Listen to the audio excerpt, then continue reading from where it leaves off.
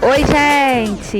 Voltamos com mais geografia aí e a nossa aula de hoje vai ser sobre o México, Argentina e Brasil, a industrialização tardia e a população desses países. Vamos lá?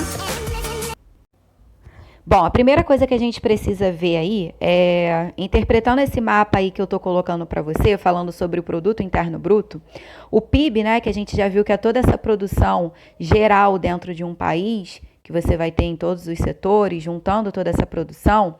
Quando a gente fala sobre o continente americano, a gente vai destacar, na verdade, na América Latina, esses três países, o Brasil, o México e a Argentina, são países que têm um grande destaque e principalmente por conta dessa questão da produção deles. Eles têm uma alta produção, a economia deles tem essa movimentação, né, por conta desse produto interno bruto, desse PIB. E aí, quando a gente fala desses três países, lembra que a gente já falou sobre países desenvolvidos, países subdesenvolvidos e aqueles que são chamados de emergentes, que são aqueles países que não podem ser considerados desenvolvidos, mas que também não estão tão abaixo assim desse desenvolvimento. São aqueles países que são considerados emergentes. Então, o México, o Brasil e a Argentina, eles são esses países que são considerados emergentes aqui na América Latina, porque eles têm uma alta produção, um grande número, uma grande porcentagem do seu PIB, tá? Então, eles acabam tendo esse destaque aí no continente americano, mas principalmente ali por conta da América Latina. Outra coisa que a gente precisa falar é em relação à industrialização desses países. Bom, nós sabemos que tanto o México, a Argentina, o Brasil, eles têm algo em comum, né, nessa questão aí do histórico deles, que tiveram uma colonização de exploração. Então, obviamente, quando a gente fala sobre países que tiveram esse tipo de colonização, claro que as metrópoles, né, que dominavam naquele período do período colonial, esses países, esses territórios, eles não tinham permissão, por exemplo, de ter um livre comércio, uma livre produção. Então, quem determinava era a metrópole. E claro que a metrópole, que esses territórios, essas colônias se tornassem ou pegassem o gostinho de se tornarem independentes. Então, por conta desse histórico de exploração, de domínio, até mesmo quando esses países se tornaram independentes, a independência foi mais teórica do que prática. Por que, Thalita, ela foi mais teórica do que prática? Porque quando você fala sobre ser independente, você precisa ter essa autonomia, você precisa... igual quando você, por exemplo, vai morar sozinho, você vai se tornar independente, você tem que... ter dinheiro para estar arcando com as suas despesas. Se você está indo morar sozinho, se você está se tornando independente, você não pode mais ficar dependendo que outras pessoas façam as coisas para você, paguem as coisas para você. Então, quando a gente fala sobre essa independência dos países, por eles terem sido muito sugados, muito massacrados, quando eles se tornaram independentes, na prática, eles começam a... É como se você ficasse um pouco perdido, né? Poxa, por onde eu começo agora? O que que eu faço? Agora eu sou independente, por onde eu vou? Como que eu ando? O que que eu começo a investir? Tem que ter dinheiro para investir, né? Então, eles começam a contrair, alguns países começam a contrair essas dívidas externas também, porque precisa investir, precisa ter infraestrutura. Enfim, é uma industrialização que não vai acontecer logo, né? Por que a gente diz que ela é tardia? Porque ela vai acontecer muito depois da primeira fase que a gente teve de revolução, inclusive da segunda fase da revolução. A primeira fase a gente sabe, né? Quem foi a pioneira foi a Inglaterra. Então a gente começa a ter outros países se tornando industrializados. A gente vai ter os Estados Unidos. A gente tem a segunda fase dessa industrialização desses países. E aí todos esses países da América Latina, na verdade, principalmente México, Brasil e a Argentina, eles só conseguiram desenvolver o sistema de produção industrial muitos anos, mas muitos anos mesmo, depois do primeiro boom industrial que nós tivemos no mundo. Por isso que ela é considerada uma industrialização retardatária ou uma industrialização chamada de tardia. Bom, e aí o que a gente pode falar? Depois que a gente teve a Segunda Guerra, né, mundial, e aí a gente começou a entrar naquele período da ordem mundial, da bipolaridade, a gente começa a ter essa disputa de influência entre Estados Unidos e a União Soviética, né? E esses países da América Latina, parte também dos países que vão estar na África, na Ásia, mas a gente está falando aqui desses países da América Latina, eles começam a serem mais vistos, né? Essa disputa. Começa a surgir mais interesse sobre esses países de investimento, né? De fazer com que o capital, o lucro, tanto dos Estados Unidos quanto até mesmo potências europeias, né, elas pudessem crescer, pudessem multiplicar. E aí esses territórios, esses países, eles eram vistos, eles eram cobiçados, na verdade, para que empresas, né, transnacionais, elas fossem implantadas nesses territórios. Então, nessa época, quando a gente fala aí dessa industrialização de 1950, nessa década de 50, a gente está falando de uma industrialização com desenvolvimento muito baixo no Brasil, no México e na Argentina. Então, esses outros países, essas empresas de outros países, o objetivo deles era o quê? A gente começa a colocar essas indústrias, as nossas empresas dentro desses territórios.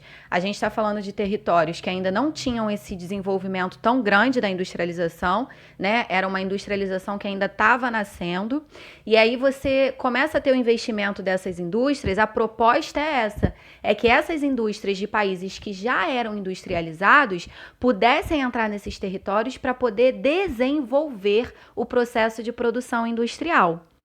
E aí é o que a gente vai conhecer como a intensa internacionalização da economia desses países, né? Principalmente aqui dos 3 países que a gente está comentando. As empresas transnacionais, elas começam a atuar em vários setores da economia desses países, né? Dessas economias.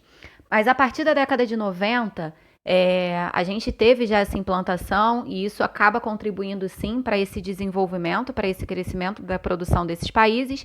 E aí algumas empresas nacionais, elas começam a se sentir meio que pressionadas. Poxa, a gente está abrindo o território, né? Outras empresas de outros países, empresas internacionais estão vindo para cá desenvolver, e aí essas indústrias, essas empresas nacionais começam a ficar para trás na produção, e elas vão se ver obrigadas a investir nessa tecnologia, nessa modernização e nesse desenvolvimento, né? Nessa maior produção, para poder acompanhar esse ritmo de desenvolvimento industrial que vai começar a acontecer, ou melhor, um crescimento industrial que começa a acontecer dentro desses países.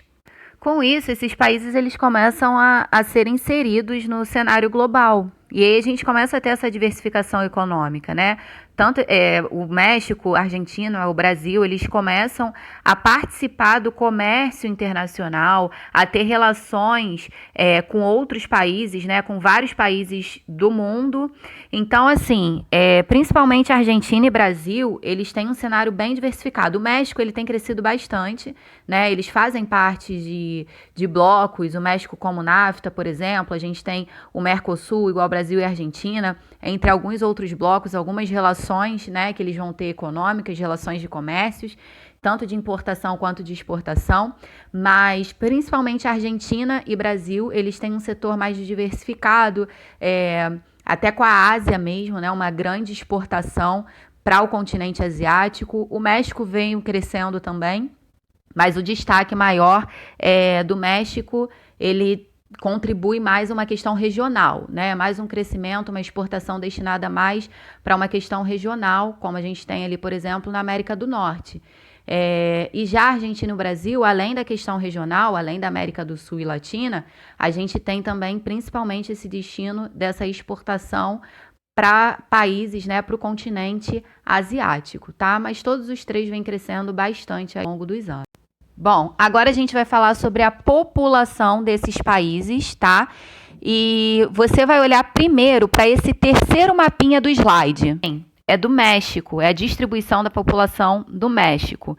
A gente pode falar que essa população ela fica mais concentrada, principalmente aí nesse planalto que a gente está vendo, que é um planalto, é uma região onde a gente vai ter temperaturas mais amenas, e o solo é fértil, né? O que acaba sendo muito bom para a questão da produção.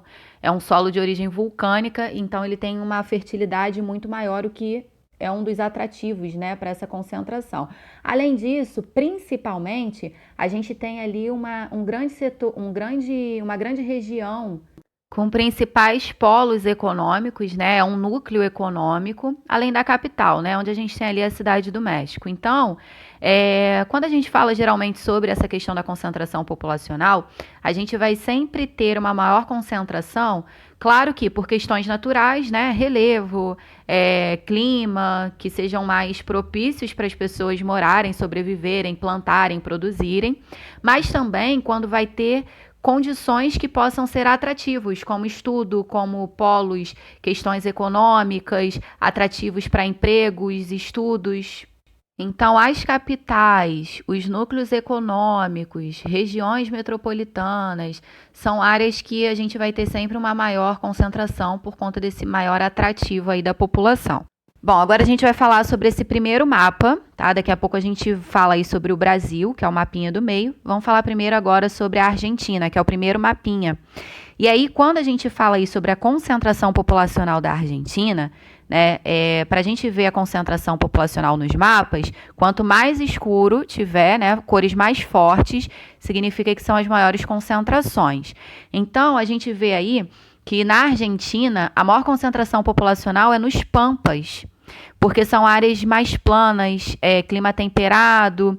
Então a gente tem ali algo mais propício, naturalmente falando, para as pessoas poderem serem atraídas, né, a ficar naquela área. Além da gente ter a região metropolitana de Buenos Aires, o que é também um atrativo por uma questão econômica, uma questão de estilo de vida, né, que acaba atraindo e concentrando mais. Além das outras áreas, como parte ali da cordilheira, que a gente vai ter que não são tão atrativas assim, naturalmente falando, tanto para a produção quanto para a população, né? Acaba não atraindo dessa forma. Por isso que a gente vai ter essa concentração maior nessa área ali chamada de Pampas, nessa região da Argentina. E agora, falando sobre o Brasil, o mapa aí do meio, você pode observar que a maior concentração, as cores mais fortes, elas estão nas capitais, as áreas ali de regiões metropolitanas e litoral, né? As regiões, cidades ali litorâneas, mas principalmente áreas de regiões metropolitanas e capitais. E principalmente, muito mais forte nessa área centro-sul aí do Brasil, principalmente pegando sudeste e sul, regiões sudeste e sul do Brasil, que são áreas de polos econômicos, maiores polos tecnológicos, maiores produções econômicas. Pegando o histórico de industrialização no Brasil, começou no Sudeste, o que acabou atraindo mais pessoas, por conta da saída de outras regiões, que outras regiões ainda não tinham esse desenvolvimento ou processo de industrialização, acaba atraindo mais, acaba trazendo mais para as capitais, atraindo mais para as cidades maiores, de maiores urbanizações. Então, você começa a ter essa concentração desde esse histórico, desde esses períodos, né? E aí, quanto mais ele vai crescendo, mais você vai aglomerando, mais essas áreas vão desenvolvendo, crescendo e atraindo cada vez mais e concentrando mais a população, tá? Bom, ainda falando sobre a população desses países, o México, por exemplo, a gente tem ali um contraste socioespacial muito grande, não só no México, né? Todos esses países da América Latina, a gente acaba observando, isso é muito nítido no Brasil, né? A gente acaba observando parte ali de bairros, né, dentro da mesma cidade, onde você vai ter casas super luxuosas e uma outra contradição, porque você vai encontrar bairros, você vai encontrar áreas, ou até mesmo do mesmo bairro, onde você tem pessoas vivendo numa situação muito precária, né? Então a gente começa a encontrar essas desigualdades dentro do mesmo espaço, né? É algo acaba se tornando muito comum de ser visto nesses países da América Latina, essa desigualdade social, essa desigualdade dentro do mesmo espaço, essa disparidade, né? Essa contradição dentro do mesmo território, do mesmo país, ou melhor, até da mesma cidade e do mesmo bairro. Então, isso é algo muito marcante e característico desses países da América Latina. Bom, nossa aulinha vai ficando por aqui. Mais uma aula fechada. Até a próxima. Beijo, beijo.